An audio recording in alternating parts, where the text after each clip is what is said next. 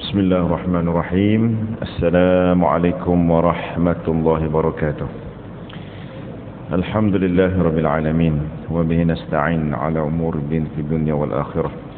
Asyhadu an la ilaha illallah wahdahu la syarika lahu wa asyhadu anna Muhammadan 'abduhu wa rasuluh. Allahumma shalli ala sayidina Muhammadin wa ala alihi wa sahbihi ajma'in. اللهم افتح علينا حكمتك وانشر علينا من خزائن برحمتك يا أرحم الراحمين. اللهم فقهنا في الدين وعلمنا التأويل واهدنا إلى صراطك المستقيم. اللهم رب اشرح لي صدري ويسر لي أمري واحلل عقدة من لساني يفقهوا قولي. سبحانك لا علم لنا إلا ما علمتنا إنك أنت العليم الحكيم ولا حول ولا قوة إلا بالله العلي العظيم. أما بعد. Yang saya hormati Tuan Imam, Tuan Bilal, dan seterusnya masjid serta tuan-tuan dan puan-puan yang dirahmati Allah SWT sekalian. Alhamdulillah, pada pagi yang mulia ini kita dapat meneruskan lagi ibadat kita insya-Allah dalam majlis ilmu setelah kita menunaikan fardu subuh berjemaah. Semoga Allah Subhanahu Wa Taala menerima ibadat ini dan seterusnya ilmu yang akan sama-sama kita ingat mengingati insya-Allah. Tuan-tuan mati Allah, pada pagi ini kita akan merujuk kitab Musnad Abu Bakar Siddiq radhiyallahu an. Dan pada pagi ini saya merujuk kepada hadis yang ke-8. Dan hadis ke-8 ini kita akan lihat 4 perkara insya-Allah tentang matan, teks hadis, terjemahan, takhrijul hadis dan fiqhul hadis. Tuan-tuan mati Allah, ini hadis dia. Lagi ni tak keluar pula kerja ni. Tak boleh nak besar. Dia jumpa dah bang. Macam-macam lah. Alat ni. Dia tak nampak pula dia tak ada. Okey.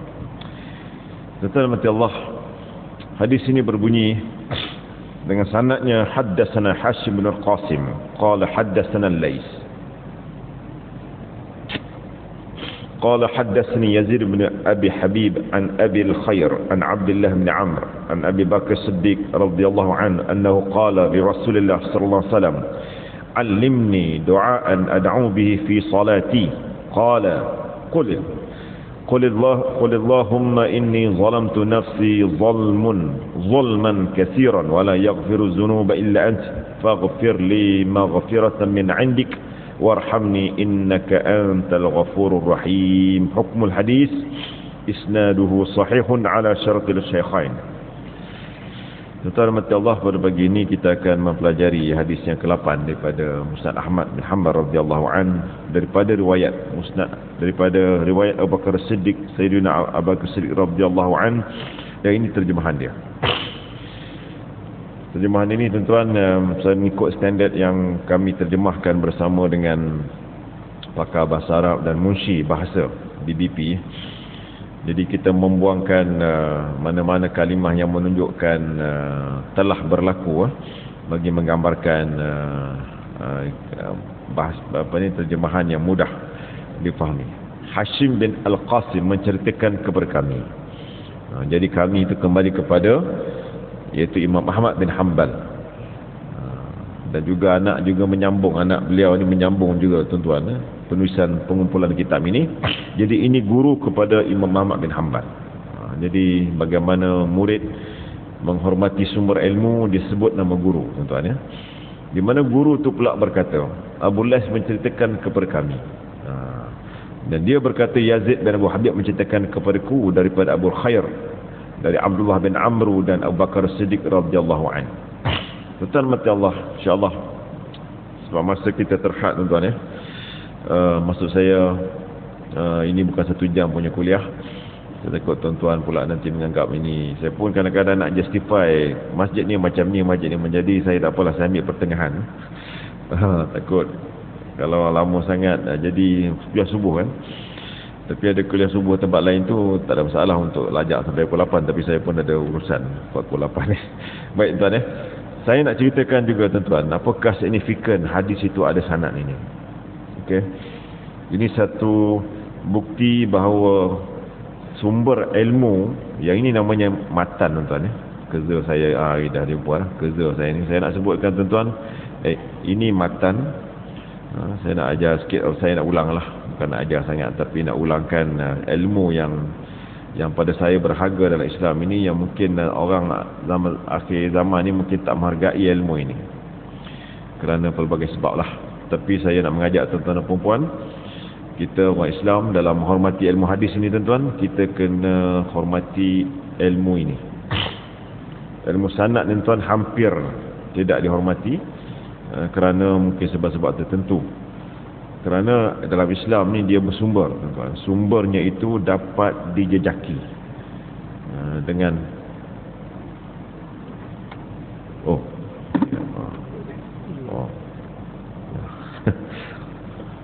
okeylah. Bismillah. Mesti kena tak saya. Baik. Jadi tuan-tuan mati Allah,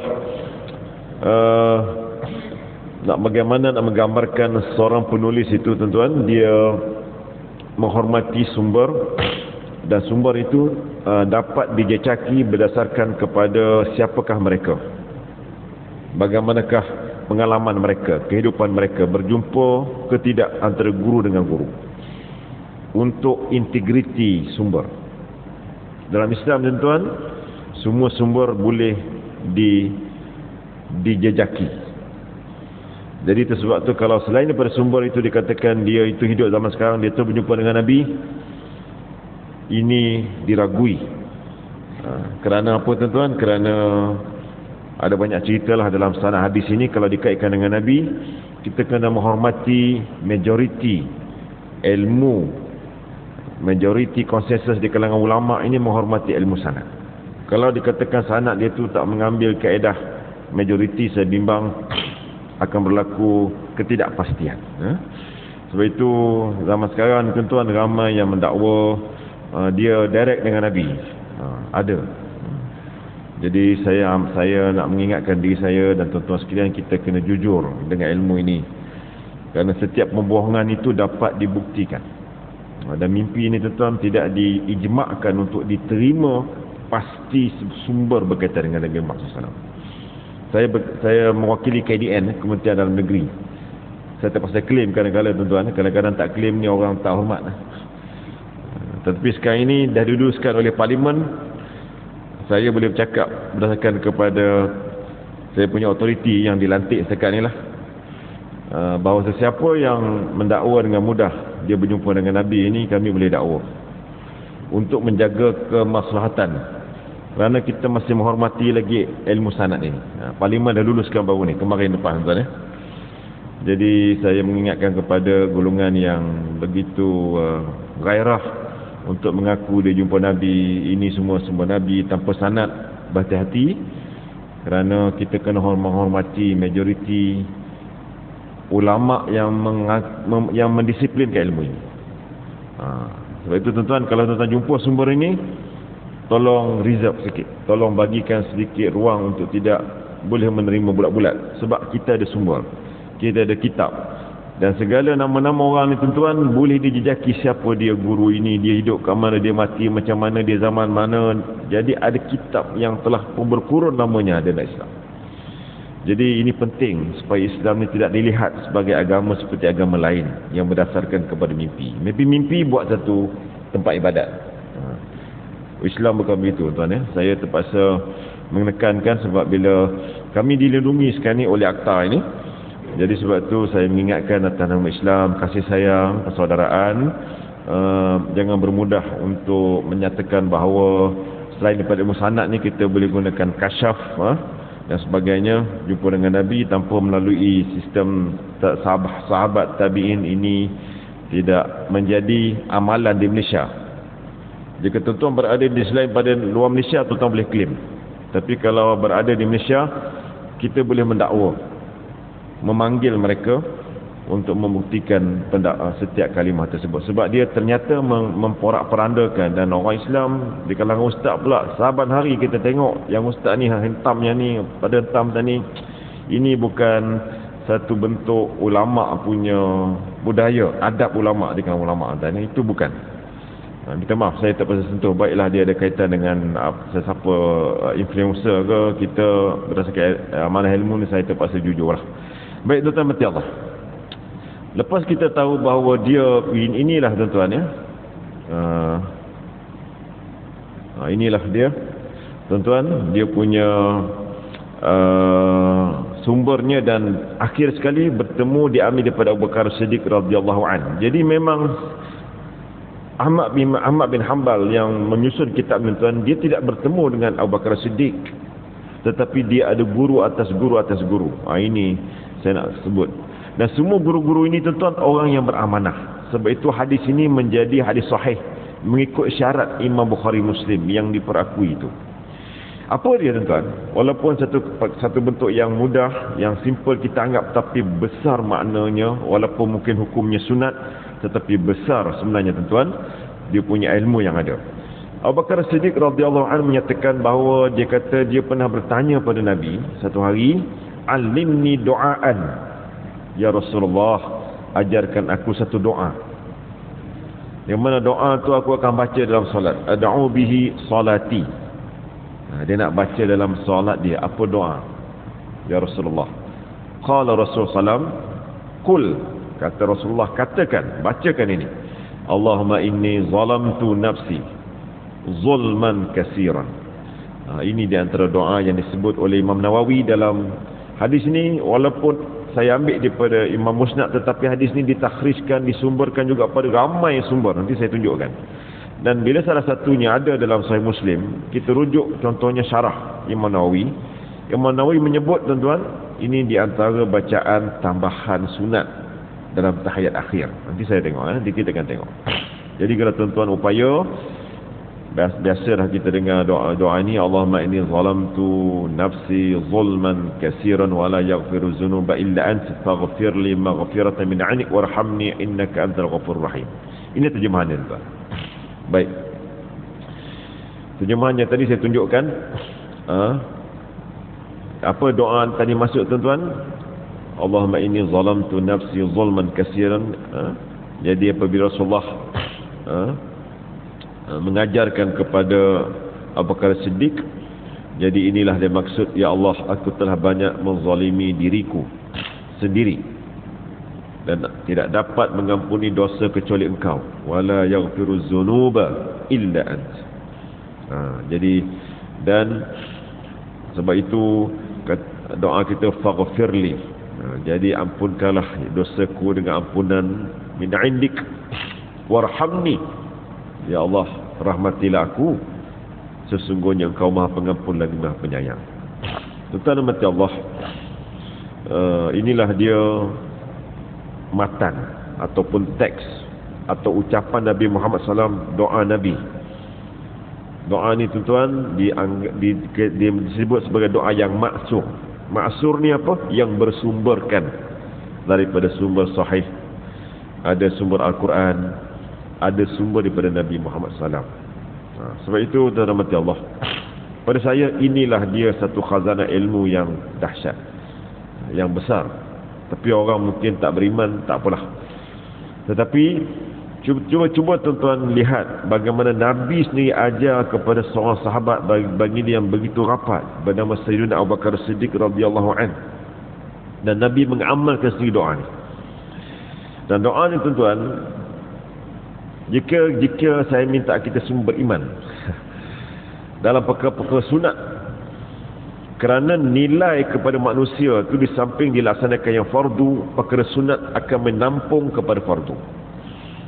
Saya umpamakan seperti sebuah kereta, ditambah aksesori, kadang-kadang aksesori itu melebihi harga kereta asal, tetapi bila dijual, dia jual sekali dengan aksesori, nilai dia ada. Sebab itu tuan-tuan rahmati Allah, solat sunat ini dia melengkapkan solat wajib kita dan menjadikan amal kita amalan yang soleh yang banyak. Kita memerlukan amalan soleh yang banyak tuan-tuan untuk kita melepasi timbangan wazan, al-wazan, iaitu timbangan amal. Sebab itu tuan-tuan datang awal pagi, Allah kira daripada mula keluar rumah tadi, masuk boleh dengar azan, solat sunat, tahiyat dan sebagainya. Kita subuh ni kehebatan yang hebat walaupun 2 rakaat tuan-tuan. Jadi di antara ciri-ciri nak kenal beza orang munafik orang mukmin, lihatlah solat subuhnya dan isyaknya, itu yang ada sumber. Baik, ini tuan-tuan saya tunjukkan takhrijul hadis.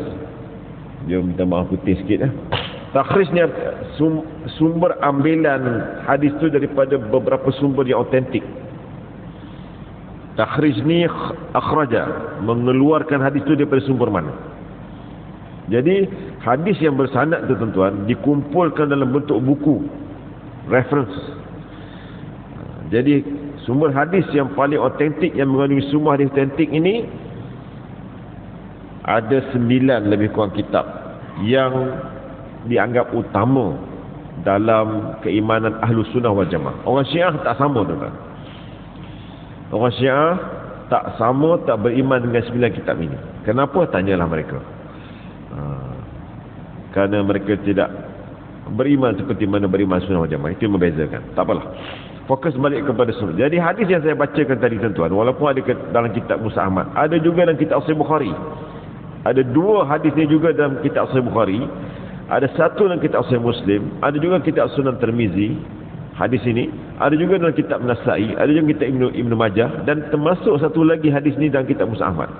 Jadi dalam bentuk yang sumber ini, sumbernya dah menjadi yang masyhur, tetapi yang autentik, yang berkualiti. Ini menjadi sebagai satu tambahan bagi menguatkan otoriti hadis ini sebagai hadis yang wajib kita imani dari sudut sandarannya pada Nabi Muhammad sallallahu alaihi wasallam. Itu disiplin ilmu tuan-tuan. Ilmu hadis. Jika tuan-tuan mempercayai disiplin ilmu perubatan, doktor gigi, engineer, kita orang Islam tuan-tuan kena menghormati. Ilmu hadis itu telah terbina berpurun namanya. Kalau ada orang tak percaya pada hadis tapi sandar pada Nabi, ini pandangan yang minority. Ini pandangan yang out of majority. Walaupun dia bergelar itu ini ke, minta maaf lah, saya terpaksa menjadi manusia yang terpaksa mungkin pelik pada orang lain kerana nak menyatakan bahawa ini adalah amanah. Tapi kalau tuan-tuan tengok dia pada mewakili satu institusi sebagai majlis fatwa ke apa ke, itu rigat. Tuan-tuan kena ketepikan, semua orang ada ilmu. Kalau dia ada bidang ilmu falsafah Islam, saya tak semua juga ilmu Islam lain dia ada miliki. Itu realiti manusia. Saya cuma buat bungkusan saya bidang hadis. Saya tak berani nak cakap pasal faraid. Walaupun saya sedang belajar dan terus belajar, bolehlah sikit, tapi saya tak ada autoriti sebab saya punya PhD bukan bidang faraid. Dan saya tak berani kalau mana-mana media panggil sebut pasal faraid, walaupun saya buat hadis muamalat. Tapi ada orang pakar lagi buat faraid itu, bagikan dia ruang. Dan kita hormati dia. Ini tak berlaku kadang-kadang pada bidang hadis. Semua orang, baik pada bidang tasawuf ke, akidah ke, kadang-kadang tidak menghormati disiplin ilmu hadis dan menganggap hadis ni alien. Tapi tak apalah tuan, itu akhir zaman punya cerita. Tapi inilah dia disiplin. Jadi bila hadis ini tuan-tuan diambil sumbernya daripada banyak sumber yang autentik, maka hadis ini walaupun nampak macam doa saja, tetapi itulah dia yang benar Nabi buat. Jadi ada kebenaran soal memang Nabi buat.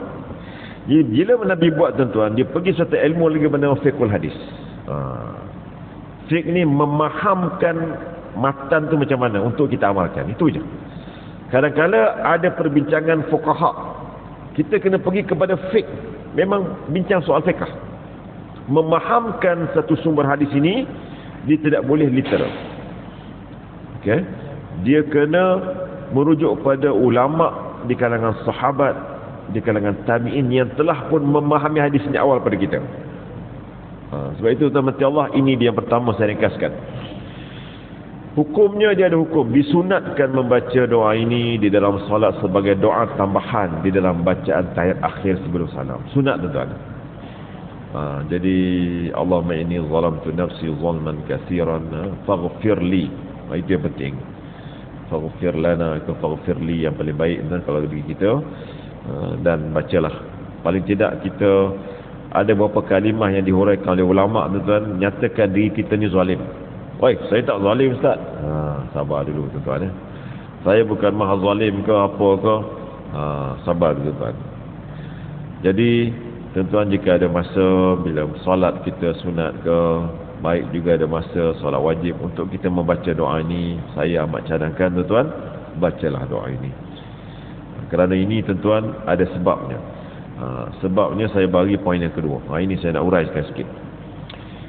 Ini bukan saya punya pandangan tuan-tuan ya. Ini saya kutip daripada beberapa rujukan syarah hadis. Dan saya ringkaskan untuk sama-sama kita fahami. Doa ini tuan-tuan melambangkan sifat hamba. Doa ni tuan-tuan yang kita angkat tangan ni, walaupun ada orang fiqh ibadi daripada Oman dia tak angkat tangan kalau dia solat, tetapi kita tuan-tuan, sebab kita ada sumber, jadi tuan-tuan tak perlu pelik kalau kita mengikut satu option,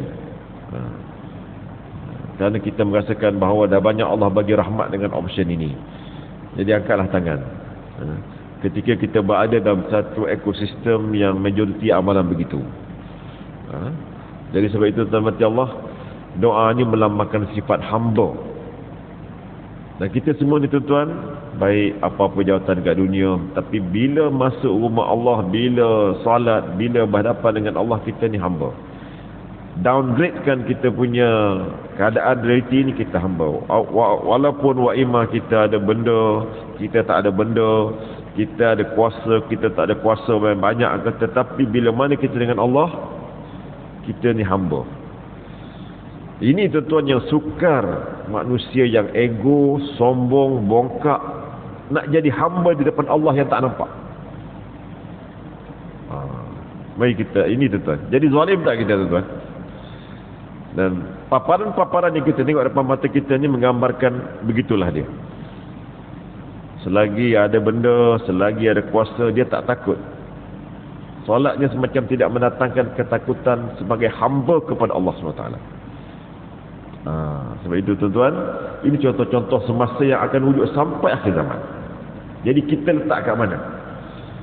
Sebab itu kalimah Allahumma inni zalamtu nafsi zulman katsiran faghfirli, itu adalah merupakan kalimah daripada Nabi sendiri tuan-tuan. Nabi Muhammad SAW ini adalah maksum. Tetapi kenapa Nabi pun bersifat menggunakan, sebab itu Nabi tetap hamba, tapi hamba yang berstatus pesuruh Allah. Jadi tuan-tuan Allah, ini mengajar tentang sifat ego, sifat mazmumah, sifat tercela kepada sifat mahmudah. Inilah dia yang juga malaikat tuan-tuan mempunyai sifat, walaupun dia rasul, utusan Allah yang paling power sekali tuan-tuan, dia diciptakan daripada cahaya yang boleh menjadi membantu Allah menguruskan perintah Allah kepada kita. Ada malaikat rahmat menyambut nyawa kita ni, malaikat yang tertentu dan sebagainya, tetapi dia tetap hamba yang sentiasa bertasbih. Dan kita diperintahkan untuk menjadi hamba Allah. Salat yang artinya doa, yang maksudnya juga doa tuan-tuan ya. Jadi sebab itu bila kita berdoa kepada Allah dalam keadaan kita sebagai hamba, di antara perkara terpenting yang perlu kita doakan tuan-tuan, faghfir lana, faghfir zunubana, ampunkan dosaku ya Allah. Setiap masa, walaupun dia merasakan tiada kezaliman yang dia lakukan pada dirinya. Kenapa tuan-tuan? Nak ceritanya hamba dengan Allah ini, kita kena merasakan diri kita ni berada dalam keadaan yang macam sedemikian sifatnya. Bila mana kita merasakan kita ni zalim kadang-kadang tuan-tuan kepada diri kita, kerana zalim ini saya cuba fahami dalam banyak huraian, walaupun teks tu teks bahasa Arab tuan-tuan. Zalim ni kita banyak kadang-kadang tidak meletakkan hak pada tempatnya di kita ni. Sebab kita ni mempunyai dua unsur yang paling utama. Kita ada nafsu, kita ada akal. Jadi antara dua unsur ni tuan-tuan, bagaimanakah kita meletakkan kehambaan kita pada Allah? Kita nak gunakan ilmu yang berdasarkan wahyu ke, atau kita akan lebih menggunakan kehendak kita? Itulah dia Allah berikan kehebatan pada manusia bernama makhluk manusia ni. Kita ada satu nafsu seperti juga binatang, Tapi kita ada akal yang melebihi boleh mengawal nafsu itu, yang akan dipandu dengan ilmu.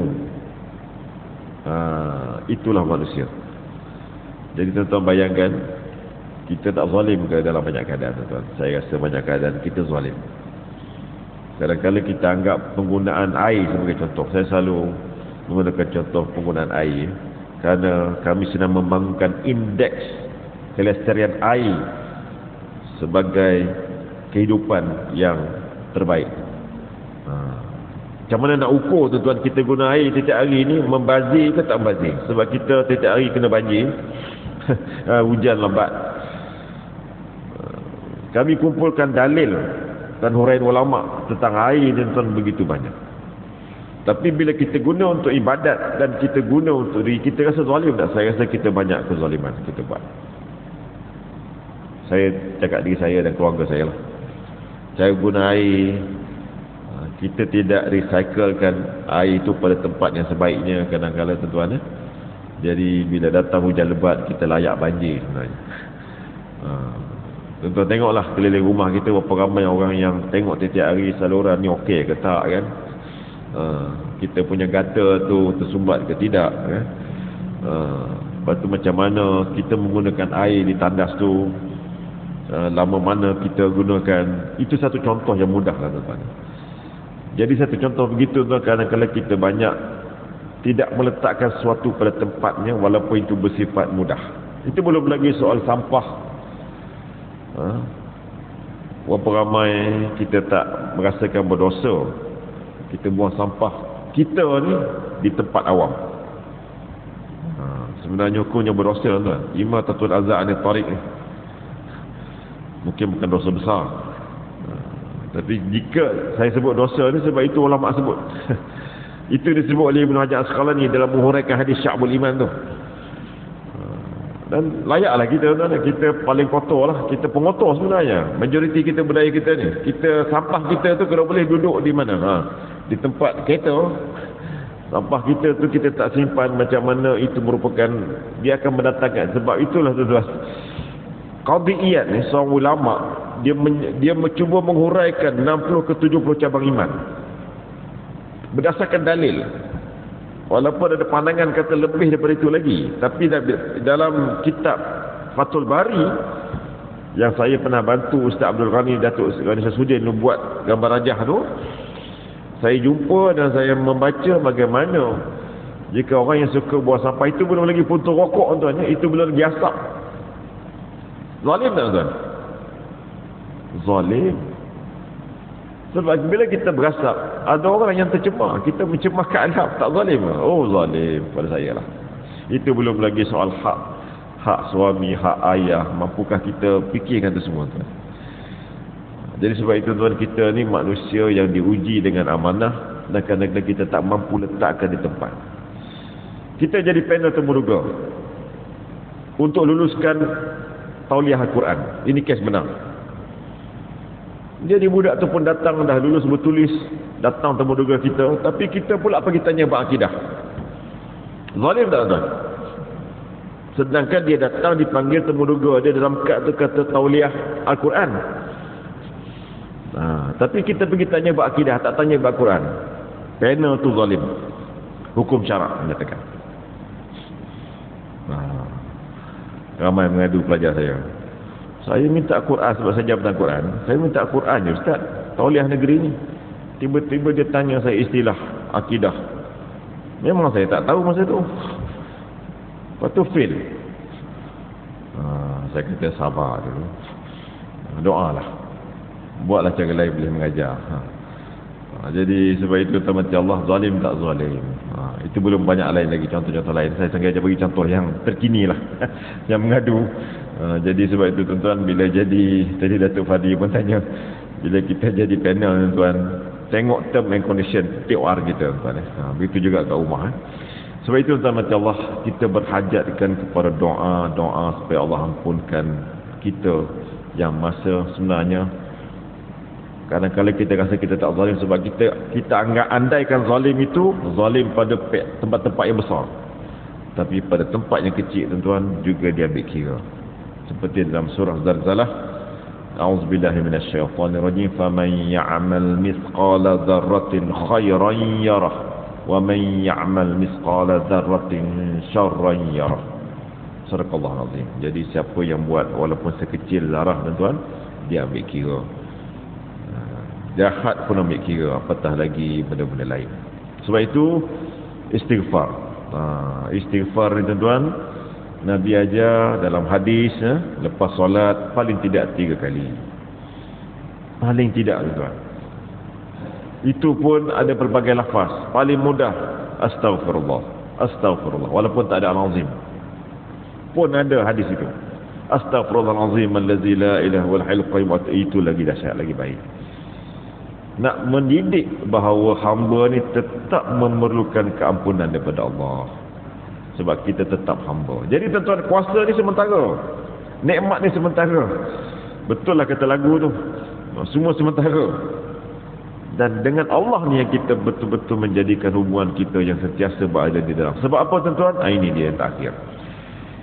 Sebab kita perlukan kasih sayang Allah ni. Rahmat ni tuan, saya cuba fahami dan ialah tanya pada guru-guru masa saya belajar dulu. Sebenarnya kasih sayang Allah dulu, kalau apa ni, Rahmatan lil Alamin, yang Datuk Menteri sebelum ni, saya ingat lagi, saya pernah ditanya bab saya kata betul Datuk punya polisi ni, tapi saya rasa jangan sampai kasih sayang ni pada orang yang suka LGBT pun Datuk layan. Saya kata tak betul tu. Itu saya kata kita dakwah kalau melayan orang yang memang Allah kata itu tak mungkar, kita kena betulkan mengikut ketetapan Allah. Ini Allah kata tak boleh dibiarkan anak lelaki menjadi perempuan, anak perempuan menjadi lelaki, kerana dia akan ini yang membentuk generasi Lut. Di Indonesia tuan-tuan, semalam dibentang satu proposal PhD di Indonesia. Ini fakta. 5 orang yang bergelar agama menggunakan Al-Quran bagi memperkukuhkan LGBTQ+. Sekarang ni ada plus tuan-tuan. Dia pula yang tolong jadi imamkan mengahwinkan lelaki dan lelaki. Tuan-tuan tengok, tak pening ke kepala? Ini dibuat oleh pengkaji PhD Indonesia pagi kemarin. Dia tunjukkan buku-buku. Ini yang akan masuk ke Malaysia ni mungkin. Jadi tuan-tuan mati Allah. Sebab itu berdoa mendapat rahmat hidayah Allah ini tuan-tuan perlu diajar pada diri kita dan keluarga kita. Sebab itu tuan-tuan mati Allah, dia menjadi amalan Nabi Muhammad SAW seharian, khususnya dalam solat. Sebab itu tuan-tuan mati Allah, jika kita jauh daripada rahmat Allah, bimbang nikmat sementara ni menjadi kita jauh daripada Allah SWT. Bimbang anak yang dapat straight A tu, dia rasa dia hebat dah, dia tak perlu semayang. Sebab ada grup kat Malaysia ni tak perlu semayang, dah kenal Allah cukup, ma'rifatullah. Ada grup ini sedia pula dia support. Kalau kena kecam, kami sedia menjaga anda. Jadi tuan-tuan mati Allah, sebab itu tuan-tuan, kita mengajar benda ini dengan penuh ilmu, dan inilah huraian dia. Dan zaman sekarang ni, bila saya melihat pada anak saya sendiri, saya kena tunjukkan ini serius bidibik. Saya sebab kebetulan anak saya mungkin ialah ada macam-macam, itu sains, itu ini ada. Jadi mereka nak tengok fakta zaman sekarang ni kan. Jadi memang satu ruang tamu saya tu saya letakkan segala buku. Jadi dia kata ini apa, ini fakta dia. Jadi ada benda ni kita kena beriman, saya kata, walaupun tak nampak macam mana kita beriman adanya angin. Dan beriman tentang bumi ni semakin lama semakin teruk, semakin lama semakin kerana dosa manusia, ada fakta. Sejarah akan berulang, ada fakta. Kaum Lut akan dibenamkan, ada fakta. Nabi Nuh sampai buat bahtera kerana nak selamat daripada azab Allah, ada fakta. Dan hadis pertama yang kita sebut kat dalam hadis musnad Abu Bakar Siddiq ni, tentang bila mana dibiarkan kejahatan semua akan diazab, ada fakta. Ini sumber dia, ini sejarah dia, dan dia akan berulang dalam bentuk-bentuk begini. Sebab itu tuan-tuan mati Allah, saya menyebut bahawa kita perlukan sangat berdoa untuk mendapatkan kasih sayang Allah. Sebab tu tuan-tuan, doakan kalau mana ketika hujan turun ni, yang Nabi ajar, saya tak sempat buat ni manual. Tuan-tuan, saya masuk ke hadis Allahumma sayyiban nafi'a. Tuan-tuan biasa dengar kan? Cuba tuan ikut saya. Allahumma sayyiban nafi'a. Bila hujan turun tuan-tuan, bacalah doa ni. Kalau apa yang saya baca dalam huraian Imam Nawawi, 1 jam pertama banyakkan doa, hujan turun-turun. Kalau dah masuk 2 jam, Allahumma hawil alaina wala alaina. Itu nanti kuliah lain lah. Itu doa Nabi baca ketika Madinah ditimpa hujan seminggu selepas istisqa. Nabi minta Allah alihkan awan yang berhujan di tempat lain. Sebab tu tuan-tuan, kita dijangka menghadapi musim monsun ini. Saya yakin doa tuan-tuan dan puan dengan ikhlas, Allah boleh mengalihkan. Seronok kalau orang nak pelih raya ya tak? Tapi saya rasa itu bukan isunya. Tetapi kita berdoa supaya musibah yang tak seperti yang kita lihat yang berlaku di Pakistan. Saya ada pelajar master saya kat Pakistan tuan-tuan. Baru ni berlaku satu banjir dahsyat. Tapi TV kita patutnya tayang, tapi tak apalah, tuan-tuan boleh tengok dalam banyak sumber di internet.